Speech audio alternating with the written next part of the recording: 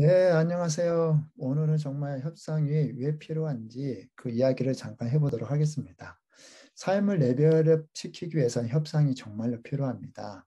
내가 어떤 협상을 했느냐에 따라서 내 인생이 달라질 수 있어요. 그래서 오늘은 특별히 삶을 레벨을 시키는 그런 방법으로서의 협상을 한번 같이 이야기하도록 하겠습니다. 왜 협상을 해야 될까요? 저희가 협상을 해야 되는 근본적인 이유 몇 가지를 한번 살펴보도록 할게요. 협상은 인생이다. 나의 협상력이 내 인생의 범위를 결정한다고 합니다. 나의 현재의 모습, 어떻게 만들어졌을까요? 실은 수많은 협상으로 만들어졌습니다. 현재 나의 모습은요, 지금까지 내가 한 협상의 결과입니다. 협상은 인생이에요. 어렸을 때 응애하고 태어날 때부터 벌써 협상이 들어가요. 나 먹을 것이 필요해. 빨리 먹을 것 좀 공급해줘. 예, 이때부터 협상이 들어가는 거지 않습니까? 그리고 인생의 결정적 요인을 하는 학교를 가고 직장을 잡고 예, 그리고 결혼 이런 모든 과정 중에 다 협상이 필요한 거죠.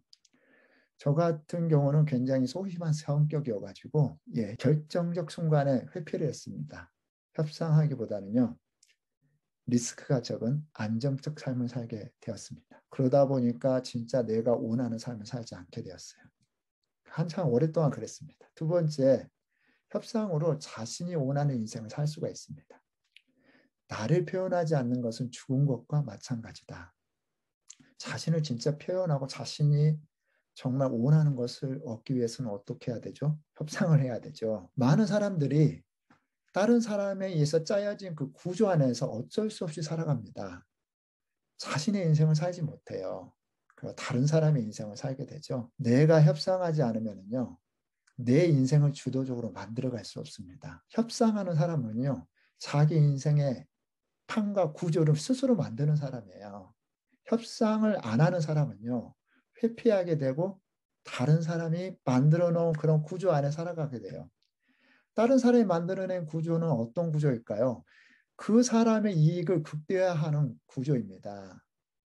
제가 협상하지 않으면 저의 삶의 모습들을 만들어갈 수 없어요. 예, 그래서 협상을 해야 됩니다. 그리고 협상은요, 더불어 잘 살 수 있도록 도와줍니다. 공존하고 서로가 유익이 되는 결과를 얻기 위해서 밀당을 해야 합니다. 예, 밀당을 잘하는 사람이 있어요. 그거 다 협상가입니다. 정말 협상가로 살아가고 있는데 밀당을 하지 못하면 관계가 어떻게 되죠? 파괴적이게 되죠. 내 원하는 것이 일반적으로 밀어붙이면요, 상대방이 손해가 되든지, 아니, 상대방이 일반적으로 밀어붙이면 내가 손해를 보든지 합니다. 그래서 협상을 하지 않으면요, 누구 하나는 피해자가 되는 거죠. 중요한 인생의 그 결정적 순간에 협상을 하지 않고 내 원하는 구조대로 내가 이야기하지 않으면요, 서로 좋은 결과를 만들어낼 수 없습니다. 저에게 있어서 개인적으로는 이 협상이 엄청나게 중요하다는 것들을 경험했던 순간이 있었습니다. 저희 회사가 중국에 있을 때 저희 회사가 인수합병 제안이 왔어요. 저희의 주식의 51%를 사겠다고 이야기했습니다. 그리고 투자를 하겠다고 했어요. 근데 그때 당시 같이 회사에 창업했던 사람들이 있었는데 그런 사람들이 반대를 했어요. 예, 주도권을 잃는다는 거였습니다. 근데 그때 협상에 실패하고 나서요. 3년 동안 엄청나게 힘들었습니다. 저희를 인수하겠다는 협상 대상자는 200만이 넘는 학생 회원들이 가지고 있었어요.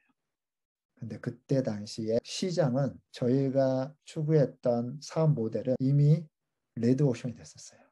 엄청난 자본이 들어와서 수많은 회사들이 생겼습니다. 저희가 협상에 실패하고 나서 3년 동안 정말 엄청 힘들었습니다.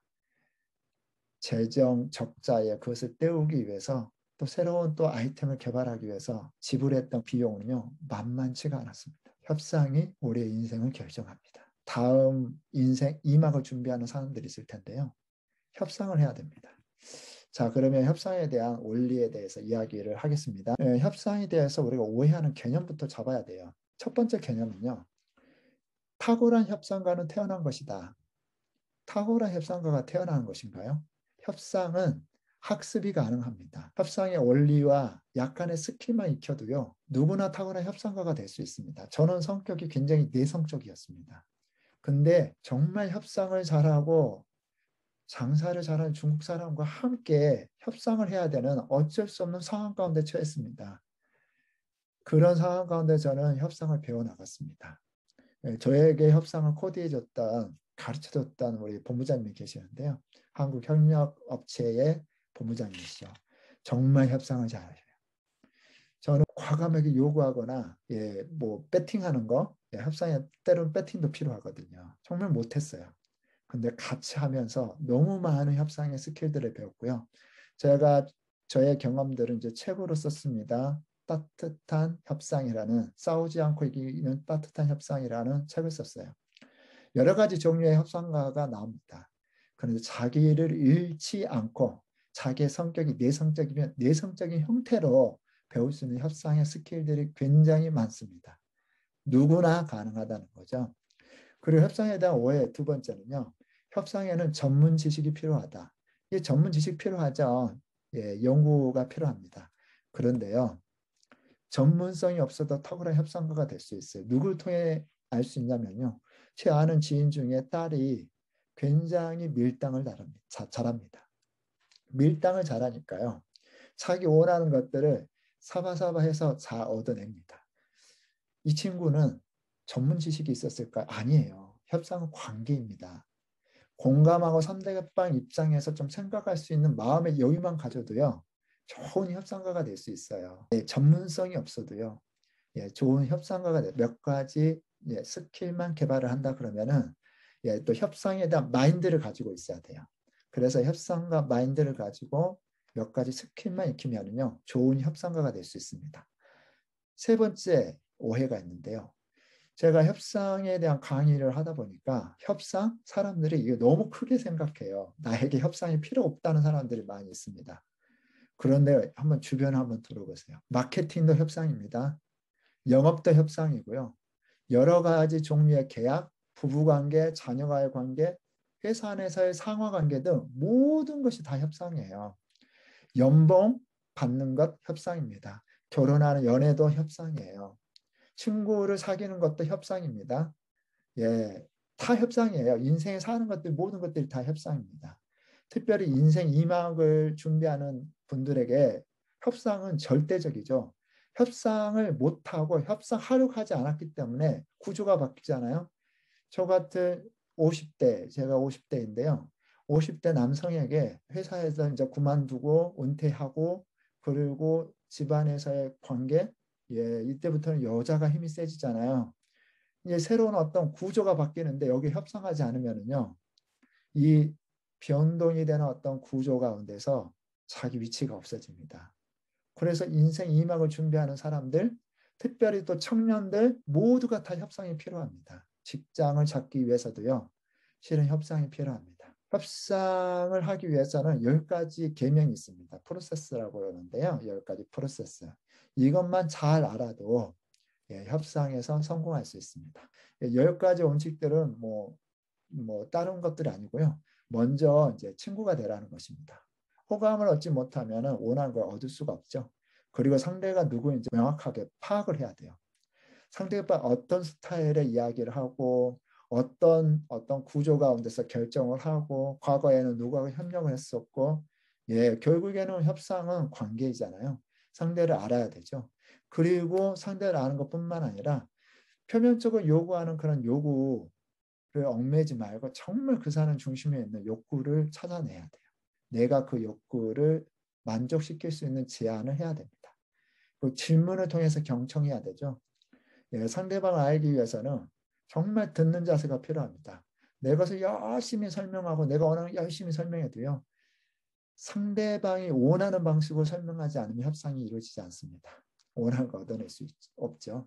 그리고 정말 중요한 거, 협상 전에 무엇을 얻을 것인지 분명한 목표를 설정을 해야 됩니다. 대부분의 협상을 한다는 사람들은 목표 설정이 되지 않아요. 이 협상과 내가 얻을 것이 무엇인지, 줄 것이 무엇인지 명확하게 해야 됩니다. 그리고 협상을 통해서 얻을 수 있는 가치를 극대화시켜야 돼요. 상대방이 나와 협상을 하고 나를 만나고 나와 같이 하면서 얻을 수 있는 이익이 무엇인지 그것을 다 리스트하고 그것을 설득시킬 수 있는 그런 근거들을 마련해야 되죠. 그래서 우리 모두를 만족시킬 수 있는 창조적, 왜냐하면 두 사람의 요구가 달라요. 그러다 보니까 이 간격을 메꾸기가 쉽지가 않은데 이 창조적인 대안을 개발해야 되고요. 협상의 지렛대가 된 합리적인 논거, 이 표준과 프레임을 활용하라는 겁니다. 여러 가지 내 이야기가 맞다는 거, 나하고 협력하면 가치를 정말 놀라운 가치를 누릴 수 있다는 것들을 상대방이 알아야 되죠. 이런 거에 대한 근거를 이야기해 줘야 됩니다. 그리고 프로세스 만들어야 돼요. 그리고 후속 진행을 협상이 끝나고 나서 그 다음에 어떻게 할 것인지에 대한 구체적인 플랜도 같이 이야기를 해야 합니다. 이런 어떤 10가지 계명인데요. 이것만 잘 익혀도 협상 잘할 수 있습니다. 자기의 삶을 자기 원하는 방식대로 레벨업 할 수 있습니다. 인생을 레벨업 하는 데는요. 자기 노력만으로 되지 않아요. 정말 이미 그 레벨에 있는 사람들과 함께 협업을 할 필요가 있습니다. 협업을 할 때 필요한 건 뭐죠? 바로 협상입니다. 저는 여러분들이 탁월한 협상가가 되어서 여러분 인생을 레벨업 시켰으면 좋겠습니다. 네, 다음에 뵙도록 하겠습니다.